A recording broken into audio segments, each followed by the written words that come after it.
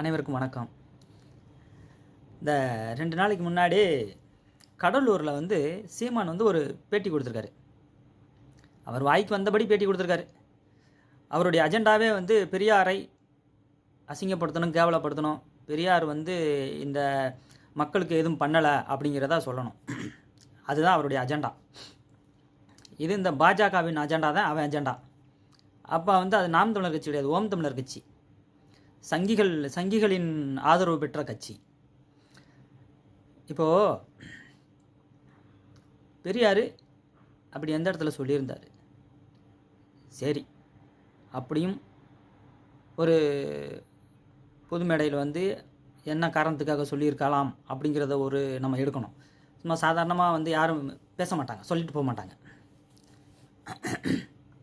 94 வயசு வரைக்கும் ஒரு போராட்ட காலத்தில் அந்த மூத்திர இதை பேக்கை தூக்கிக்கிட்டே அலைஞ்சிக்கிட்டு இருந்தவர் சும்மா சாதாரணமாக பேசிட்டு போயிடுவாரா? அவரே சொல்லியிருக்காரு, நானே சொன்னாலும் உன் பகுத்தறிவுக்கு யோசி, உன்னுடைய பகுத்தறிவுக்கு எது சரின்னு படுதோ அதை செய் அப்படின்ட்டு அவர் சொன்னாப்புல நீ இப்போ பேருவியாடா? ஏண்டா சீமான், உனக்கு அறிவு இருக்கா?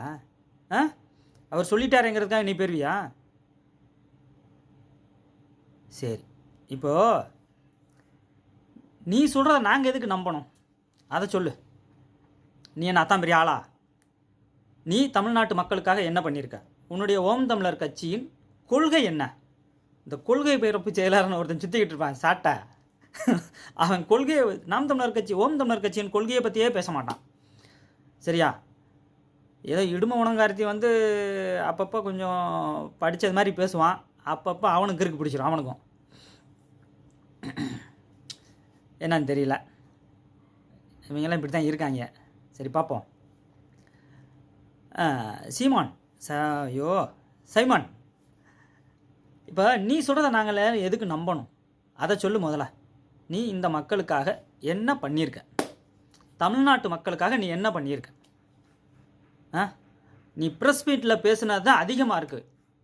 இந்த உன்னுடைய கட்சியை நீ ஒரு கட்சி ஆக்கிரமிச்சதுலேருந்து எடுத்து பார்த்தா, இந்த 2025 வரைக்கும் இந்த 10-12 வருடங்கள் நீ எடுத்து பார்த்தா, நீ என்ன பேட்டி கொடுத்தது மட்டும்தான் அதிகமாக இருக்குது. ஒரு போராட்ட காலத்தில், ஒரு ஆர்ப்பாட்ட காலத்தில் நின்று இந்த மக்களுக்கு ஆதரவாக பேசுவோம், கடைசி வரைக்கும் உறுதியாக நிற்போம் அப்படிங்கிறது கிடையவே கிடையாது. பெரியார் மிக நல்லவர், வல்லவர். அவர் செருப்பு, அவர் கீழே கடந்த செருப்பை பிறக்கி சேர்த்து வச்ச காசில் தான் எங்களுக்கெல்லாம் படிக்க வச்சார் அப்படின்னு மிக பெருமையாக பேசிட்டு, இன்றைக்கி நீ இப்படி பேசினா உன்னை யார் நம்புவா? உன்னை எதுக்கு நாங்கள் நம்பணும்? சரி,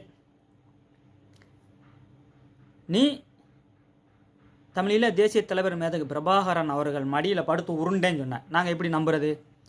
ஆமக்கறி தந்தேன்னு சொன்னேன், நாங்கள் எப்படி நம்புறது? அப்புறம் ஏதோ 74 துப்பாக்கியா 47 துப்பாக்கியா அதை வச்சு சுட்டுக்கிட்டு என்னையும் பாருன்னு சொல்லிக்கிட்டு இருந்தாருன்னு சொன்னேன், இதெல்லாம் நாங்கள் எப்படி நம்புறது? எங்களை பார்த்தா உனக்கு கிறுக்க மாதிரி தெரியுதா? நாங்களா திருப்பி கேட்டுருவோம். ஆனால் உன் கூடையே வச்சுருக்கிய கை தட்டுறதுக்குன்னே குஞ்சுகளை. ஆனால் அவங்களும் தாங்க முடிய மாட்டேங்குது, அப்படி கைதட்டி திரியிறாங்க. நீ எல்லாத்துக்கும் அப்படின்னு பேசும்போதெல்லாம் கைதட்டி திரியிறாங்க.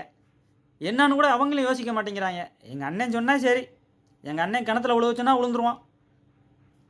சப்பா, ரொம்ப அறிவாளியாக இருக்காங்க நாம் தமிழர் குஞ்சுகள். கொஞ்சம் கூட யோசிக்கவே மாட்டேங்கிறாங்க. நாம் தமிழர் குஞ்சுகளே, அதே பெரியார் தான் சொல்லியிருக்காரு, நானே எது சொன்னாலும் உன்னுடைய பகுத்தறிவுக்கு எதுன்னு சரின்னு படுதோ அதை மட்டும் நீ செய் அப்படின்னு சொல்லியிருக்காரு. அவ்வளோ பெரிய ஒரு மனிதரை அப்புறம் என்னமோ தரந்தாழ்த்தி பேசிட்டு கிடக்கிற. உன்னெல்லாம் என்ன பண்ணுறது? அதான் நீ அண்ணன் நீல சந்திரகுமார் சொல்லியிருப்பார், சீமா நீ உண்மையான ஒரு அம்பேத்கரிஸ்ட்டை நீ எதிர்த்து நின்று பேசினேன்னா உச்சா போயிடுவா அப்படின்ட்டு இருக்காரு. நீ கண்டிப்பாக உச்சா போயிடுவ. என்ன அப்பப்போ ஒரு ப்ரெஸ் மீட்டுங்கிற பேரில் ஒரு 30 பேர் உனக்கு பின்னாடியை வச்சுக்கிட்டு அவங்களும் நீ பேசுகிறதுக்கெல்லாம் கை தட்டிக்கிட்டு நீ என்ன தான் பேசுகிற? ஏதாவது இந்த மக்களுக்கு பிரயோஜனமாக இருக்கிறதா பேசிக்கிட்டு இருக்கியா? கிடையாது. இந்த ஓம் தமிழர் கட்சியின் கொள்கையை மட்டும் நீங்கள் எவனாவது வந்து சொல்லுங்கள்.